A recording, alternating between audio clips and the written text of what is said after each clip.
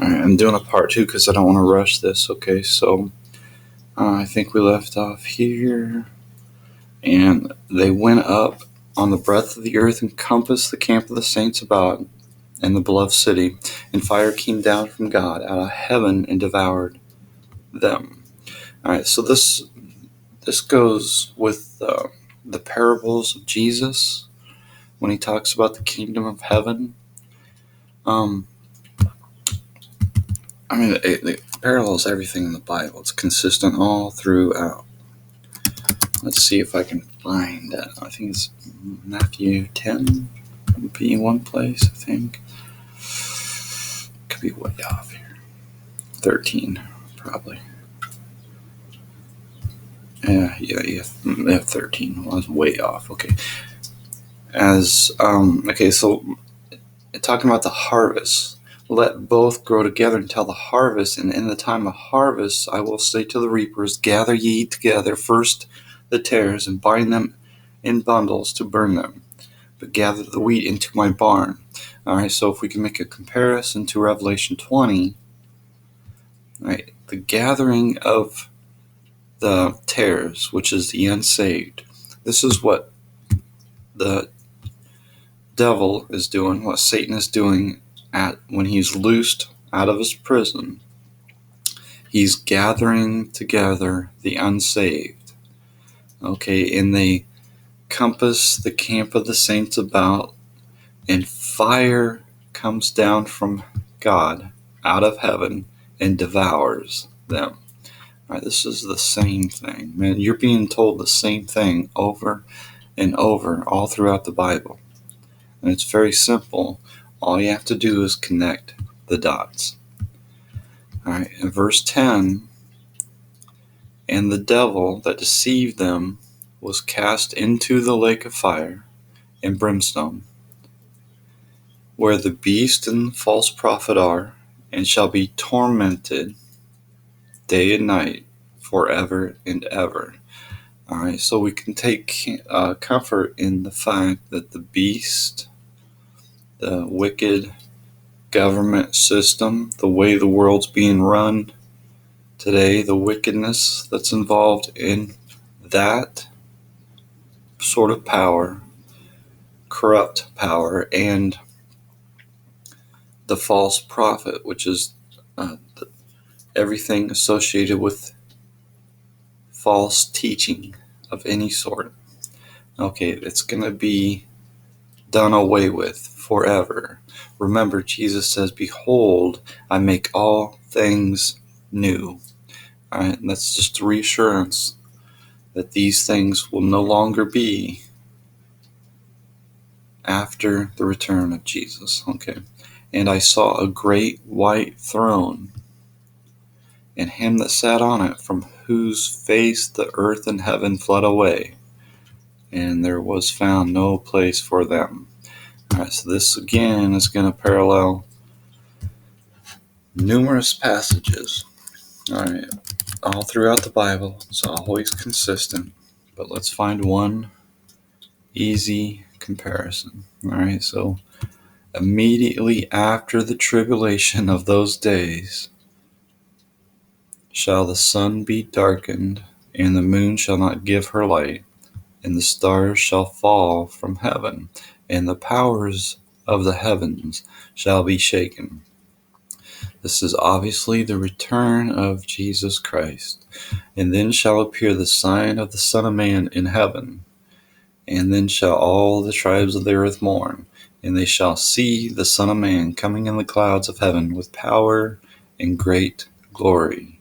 And he shall send his angels with the great sound of a trumpet, and they shall gather together his elect from the four winds, from one end of heaven to the other. Okay.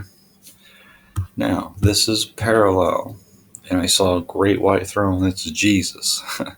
There's absolutely no way you can get around this. All right, and there's a direct parallel because it says, whose face the earth and heaven fled away. It's a direct parallel with what we read in Matthew 24, 29 through 31. Okay, and then of course the judgment. And I saw the dead, small and great, stand before God, and the books were open, and another book was opened, which is the book of life. And the dead were judged out of those things which were written in the books, according to their works. And the sea gave up the dead which were in it, and death and hell delivered up the dead which were in them, and they were judged, every man according to their works. All right, so this is all throughout the Bible. Judgment Day, the great day of the Lord, the end of the world, the end time. All right, this is when everything changes forever. All right, this is the Judgment Day. There's no way to get around this, and this happens right here when Jesus comes in the clouds of heaven. All right, you cannot get around this. Okay, when Jesus comes in the clouds of heaven, the whole earth will mourn. All right, and he's gonna come with power and great glory, and when he sends his angels with the great sound of a trumpet and gathers together his elect, this is judgment. This is what we read in Matthew 13. The same thing. You're not getting mixed messages here. You're getting the same consistent message. Let's see if I can find that. Where was it? 20 or 30. Gather ye together first the tares, and bind them in bundles to burn them, but gather the wheat into my barn. All right. So that's when we are lifted up in the air to be with Jesus, and the enemies down below will be destroyed or devoured by fire that comes down from God out of heaven. Okay. It's the same thing we're reading over and over and over. All right, so let's continue. All right, and then, and death and hell were cast into the lake of fire. So there's no more death, there's no more hell. This is the second death. Now, of course, we read numerous times, fear him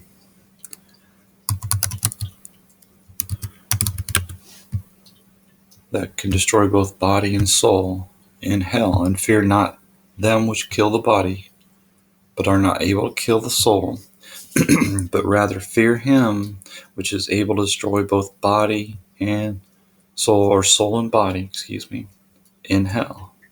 This is the second death. This is what he was talking about in Matthew 10. All right, and so, in death and hell were cast in the lake of fire. This is the second death. And whosoever was not found written in the book of life, whoever's not saved, was cast into the lake of fire. So that's the end, okay? There is no more unsaved people. There is no more chances for anybody else to be saved that has not already been saved, because it is the great day of the Lord. It's Judgment Day. All right, so this is consistent with everything we're reading in the Bible. You're not going to see one single mention of Jesus reigning 1,000 years. It's not there anywhere. It's just simply not in Revelation 20. It's not found anywhere in the entire Bible. Even the idea is never mentioned anywhere in the Bible at all. And I think maybe perhaps this has been hidden from certain people so that the unbelievers, the unsaved, can't see it, so they can't clearly see the future, if you will, to see what's going to happen, to keep a veil over the blind, if you will. But this is pretty simple stuff once the veil is lifted over. You just have to look and see. It takes 5 minutes to read the book of Revelation. Or it takes 5 minutes to read chapter 20 of the book of Revelation. Okay, 5 minutes. You got 5 minutes. You can read it and see it for yourself. No mention anywhere of Jesus Christ reigning 1,000 years. It's not there. These mentions, again, they lived and reigned with Christ 1,000 years, is talking about those of us that are born of the Spirit of God. Okay, and this is only a limited time period that we are in this body of flesh, this flesh that will perish. Okay, it's just a limited time period. That's why it's called 1,000 years. All right, and then at the end of the 1,000 years, we are lifted up to be with the Lord when He comes in the clouds of heaven, and we are transformed in the twinkling of an eye. All right, let's confirm that. In a moment, in the twinkling of an eye, at the last trump, for the trumpet shall sound, and the dead shall be raised incorruptible, and we shall be changed. All right. So this is consistent with what we read in Matthew 24. It's consistent with what we're reading in Revelation 20, and also what we read in Matthew 13. Okay. And for this corruptible must put on incorruption, and this mortal must put on immortality. So when the corruptible shall have put on incorruption, and this mortal shall have put on immortality, then shall be brought to pass the saying that is written, death is swallowed up in victory. O death, where is thy sting? O grave, where is thy victory? Okay. So this is consistent all throughout the Bible, and it just makes no sense whatsoever to claim that Jesus Christ reigns 1,000 years, and we know that's not true. Like, do people even read the Bible? I wonder sometimes. I really do. Let's just go make some confirmation. I got a minute here, so let's just confirm this point. And he shall reign over the house of Jacob forever, and of his kingdom there shall be no end. All right, so you got to be just an outright liar to say that Jesus reigns 1,000 years. There's no other way to put it. You're just flat out lying. Now I'm sure yourself, you've been deceived. That's why you're lying, and you believe the lie. This does not say Jesus Christ reigns 1,000 years, does it? It says those of us that are born of God reign with Him 1,000 years. And there's a reason why it's a limited time, is because we are not always going to be in this body of flesh, this body of death, if you will. This, like Paul says, this wretched man that I am. Who shall deliver me from the body of this death?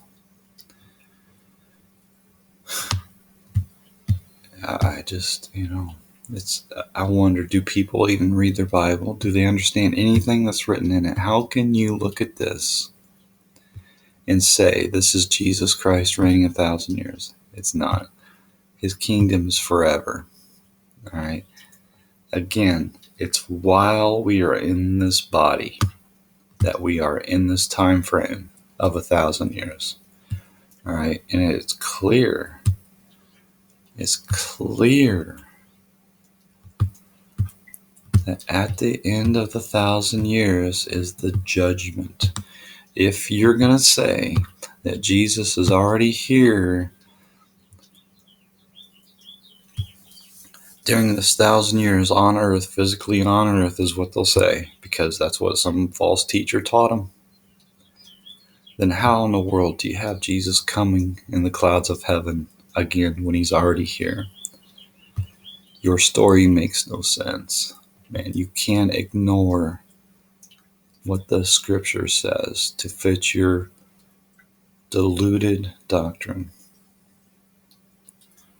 Delusional doctrine, right? I mean, this is the return of Jesus Christ. You can't ignore what's written.